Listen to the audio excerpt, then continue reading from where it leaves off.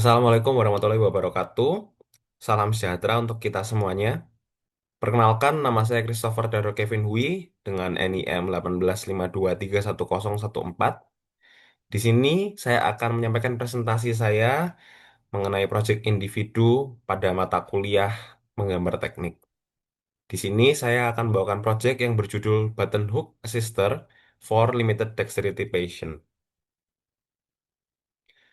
Pada presentasi kali ini, saya akan menyampaikan 4 pokok bahasan yang mencakupi pendahuluan dan latar belakang, kemudian studi literatur, proses pembuatan, dan hasil akhir serta evaluasi. Sebagai pendahuluan, saya akan menampilkan gambar-gambar ini di hadapan Anda. Apa yang muncul di pikiran Anda ketika melihat 6 gambar ini? Ya, betul.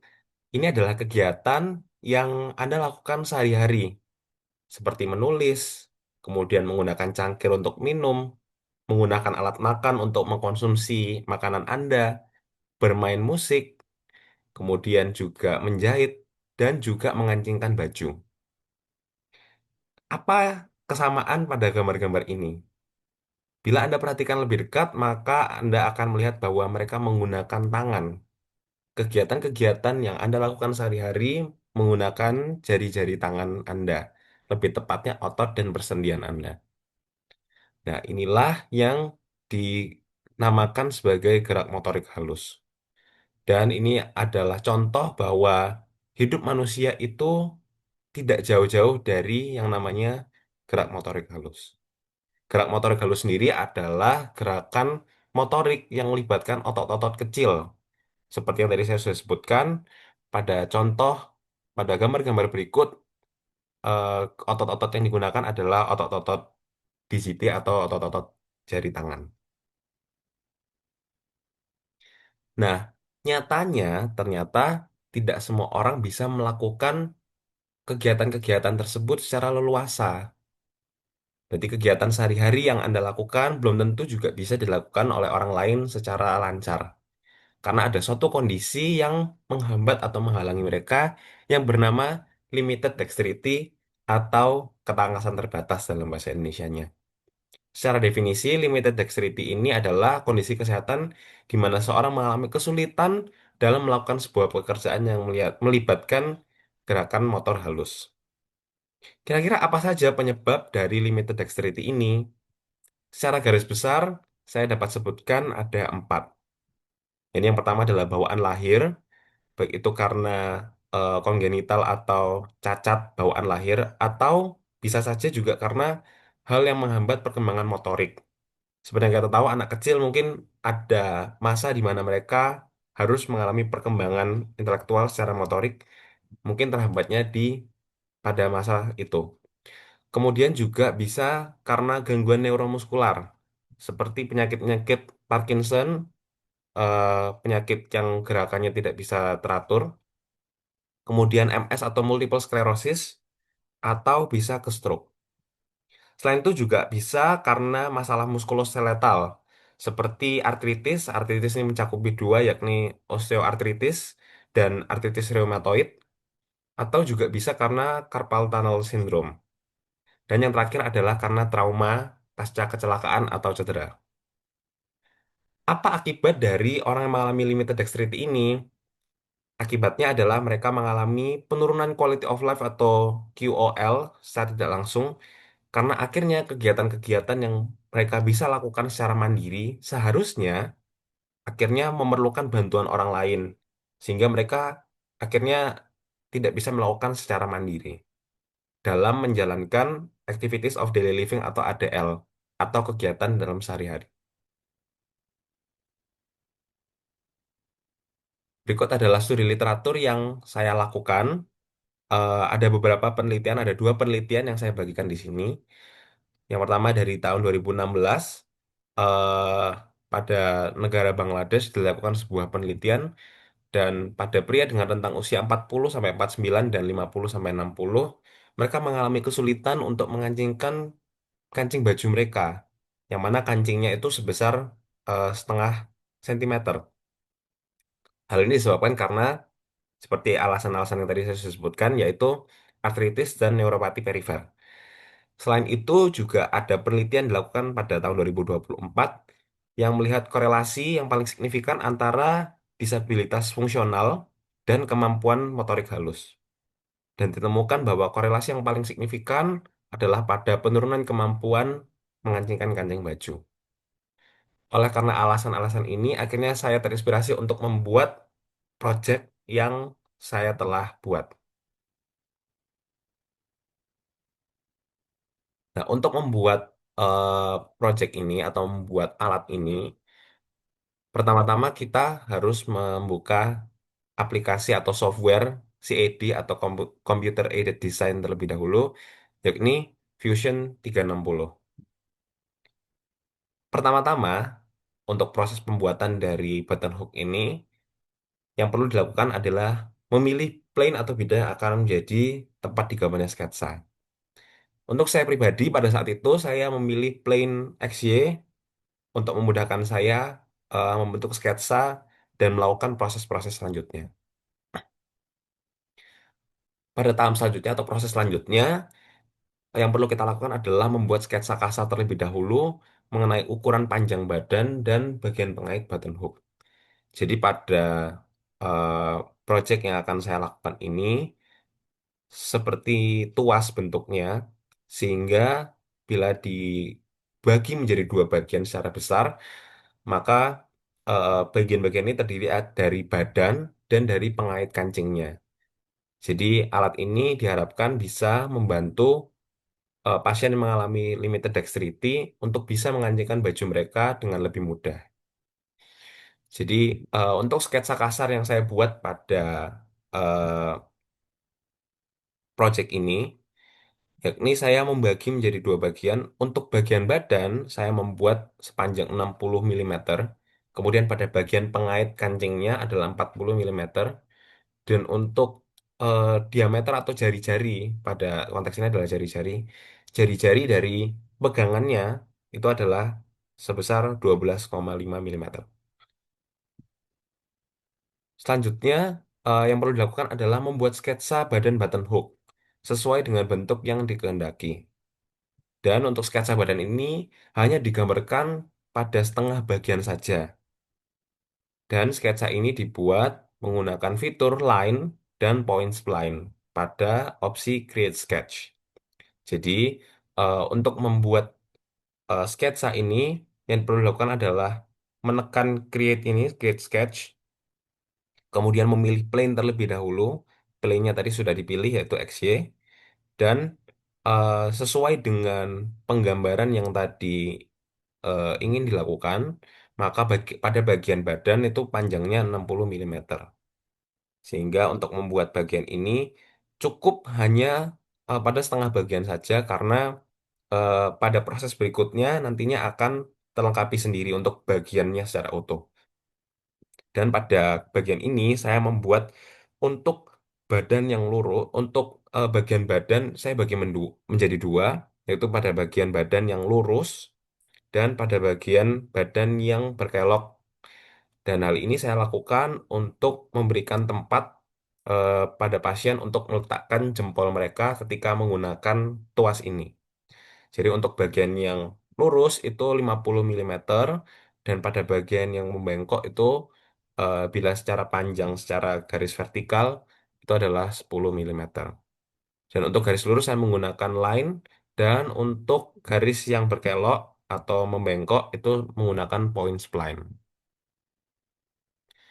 Pada proses selanjutnya kita melengkapi eh, badan button hook tersebut secara utuh dengan menggunakan fitur revolve. Jadi fitur ini bisa diakses pada gambar ini yang bentuknya seperti melingkar. Kemudian dipilih terlebih dahulu objeknya dan jangan lupa untuk pada proses menggambar sketsa ini pastikan bahwa eh, objek ini sudah berwarna biru agar bisa diselect dan nantinya bisa di-revolve untuk bisa menjadi sebuah benda pejal. Dan yang perlu dilakukan adalah memilih fitur revolve ini, kemudian memilih profilnya, profilnya yakni adalah bagian badan dari button hook ini yang tadi sudah berwarna biru, kemudian di revolve dengan berporos pada sumbu Y agar membentuk sebuah benda pecel dengan bentuk sebagai berikut. Dan pada proses kelima, eh, karena ketentuannya adalah tidak boleh berbentuk benda pejal, maka saya akan menggunakan fitur shell untuk membuat rongga pada bagian dalam dari badan button hook ini. Pada fitur shell ini, saya menggunakan shell type yang sharp shell dan juga directionnya ke arah dalam. Dan untuk inside thickness-nya atau ketebalannya itu saya pasang pada 4 milimeter.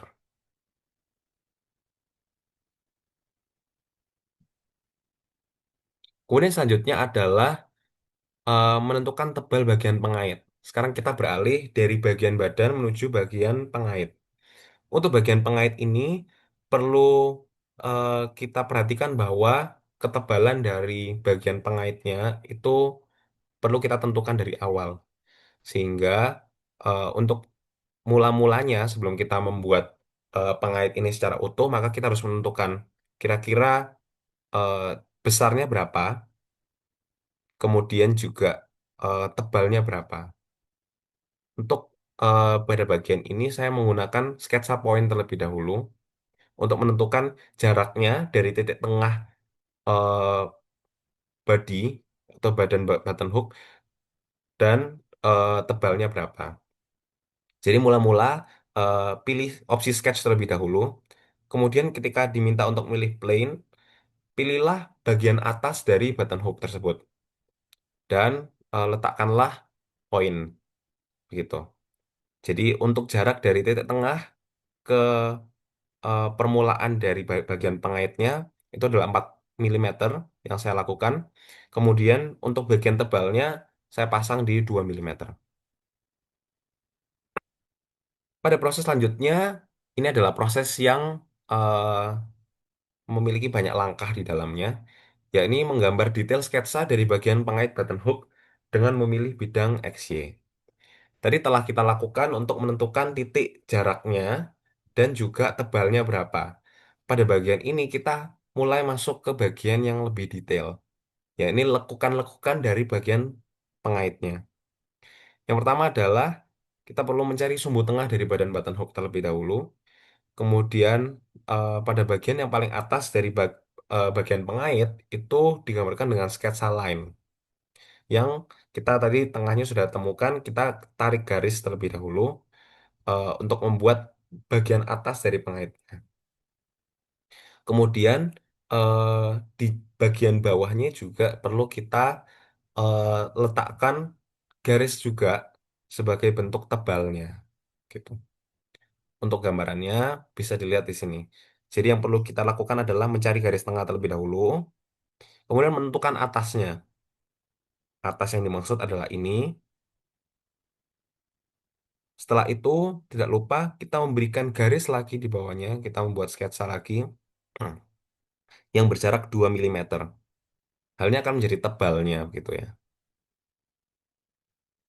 atau lebarnya, mohon maaf, yang berjarak 2 milimeter. Tuh. Kemudian kembali lagi, eh, selanjutnya adalah membentuk sketsa atau line sambungan yang tegak lurus ke arah bawah, yang akan menjadi bagian pengait atau penampung dari kancing baju yang akan dimasukkan.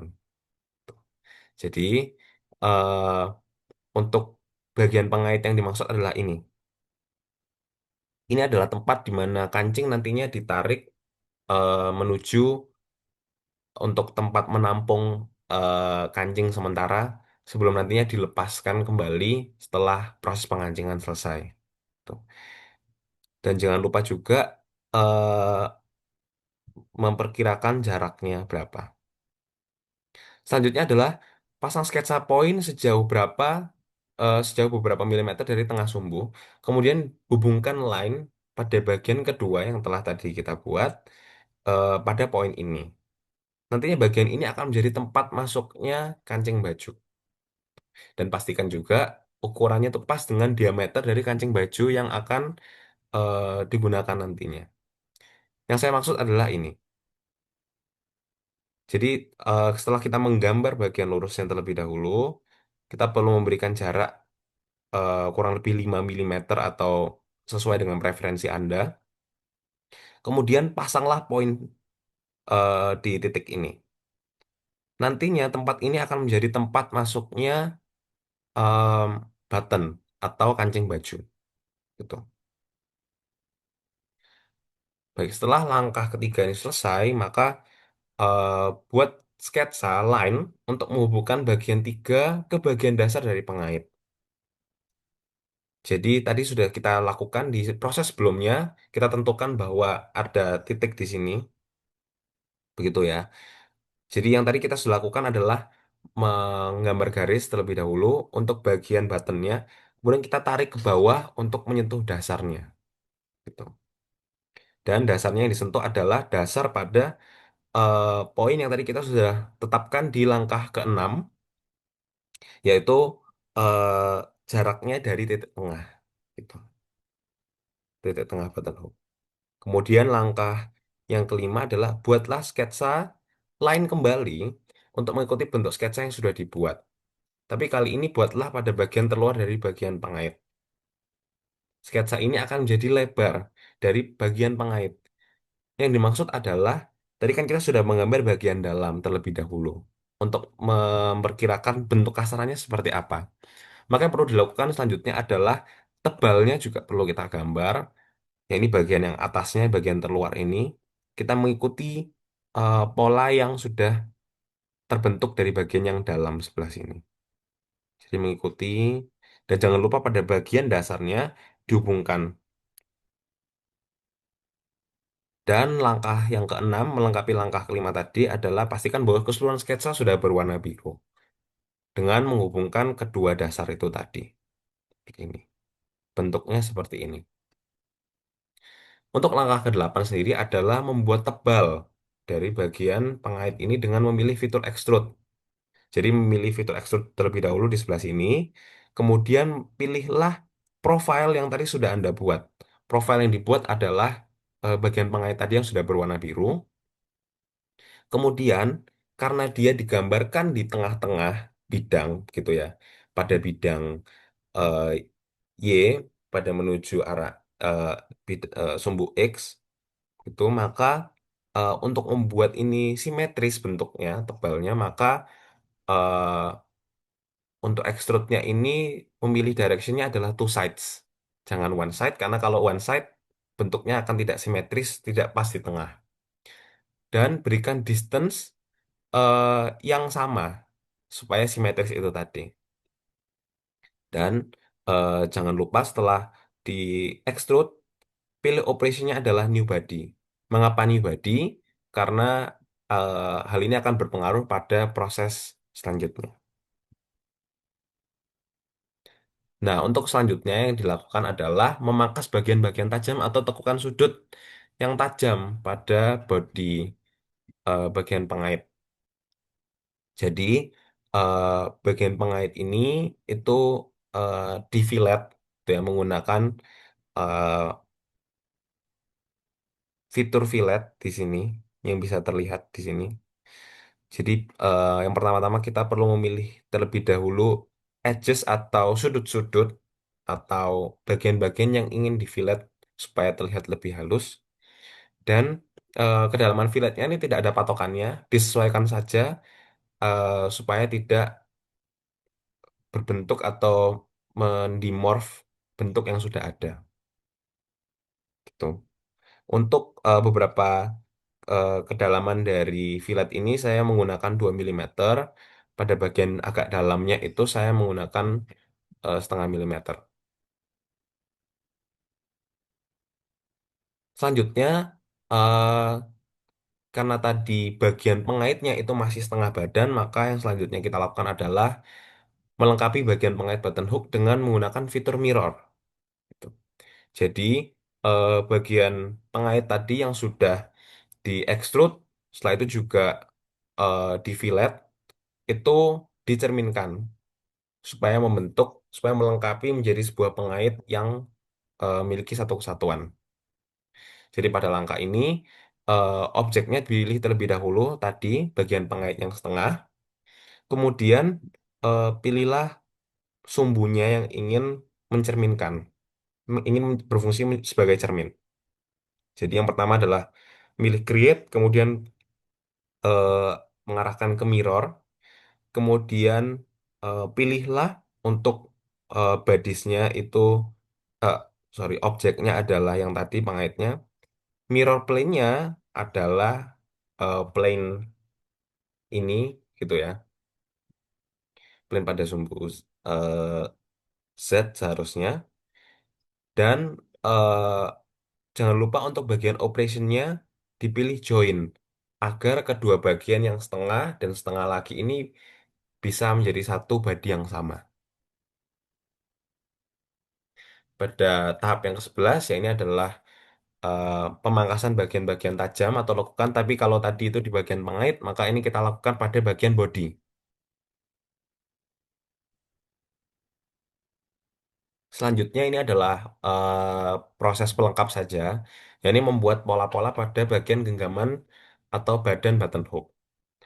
Nah, pertama-tama yang perlu dilakukan adalah membuat center diameter circle pada eh, bidang XY yang tampak dari atas button hook.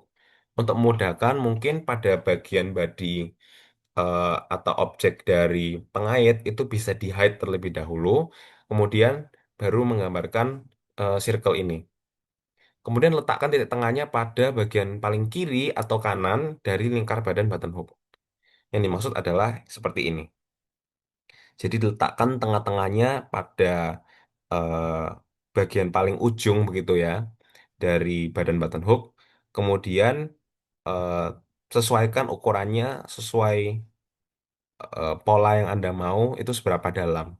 Saya sendiri menggunakan eh, lingkaran dengan diameter 2,5 mm.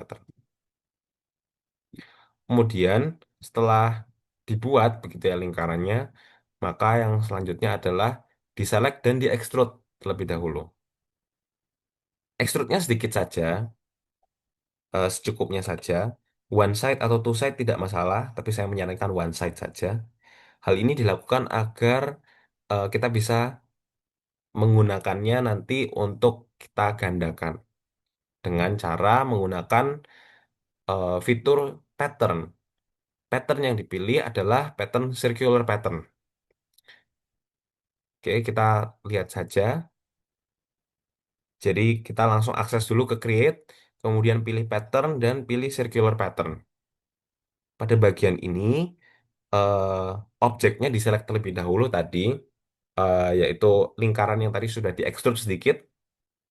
Kemudian dipilih untuk aksisnya atau perputarannya itu eh, melingkupi apa.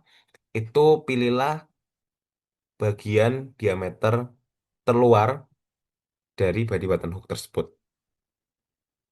Dan pilihlah kuantitasnya itu sesuaikan saja sesuai keinginan Anda, tapi saya menggunakan 8 agar tersebar secara merata.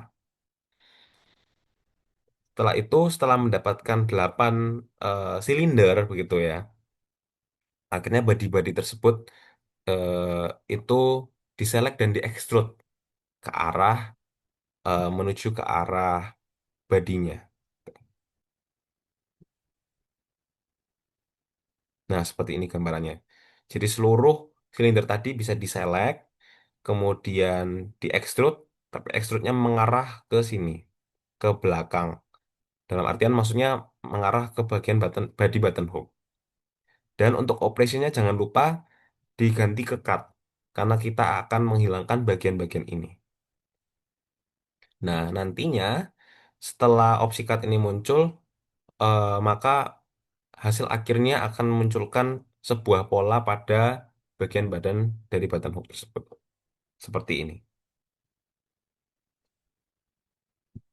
Nah, ini adalah hasil akhir dari project yang tadi sudah dibuat.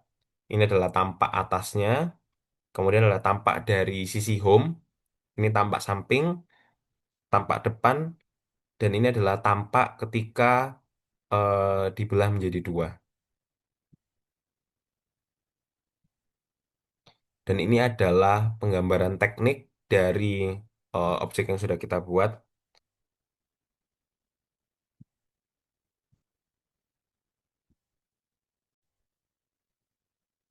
Baik, di sini saya akan mendemonstrasikan mengenai cara penggunaan dari project yang telah saya buat.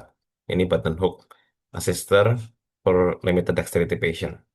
Ini adalah penampakannya lebih dekatnya dengan pola-pola yang sudah dibuat dan juga ada tempat pegangan untuk jempol seperti yang saya sudah sebutkan dan adalah bagian pengait dari button hook tersebut. Cara penggunaannya adalah pertama-tama masukkan terlebih dahulu bagian pengaitnya kepada lubang dari eh, baju pasien ini. Kemudian eh, cari terlebih dahulu untuk untuk kancingnya, masukkan kepada bagian pengait kancing, tarik, kemudian arahkan menuju lubangnya, tuh. Setelah terkait satu sama lain, maka bisa di bisa ditarik terlebih seperti itu. Jadi inilah cara menggunakan project yang telah saya buat.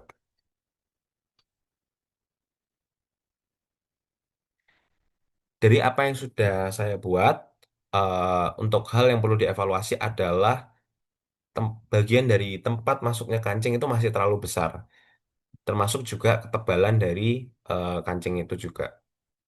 Sehingga akhirnya bagian ini yang memiliki besar 16,02 milimeter itu akhirnya mempersulit pengguna untuk menggunakannya untuk memasukkannya ke lubang kancingnya dan mengaitkan dari kancing tersebut gitu.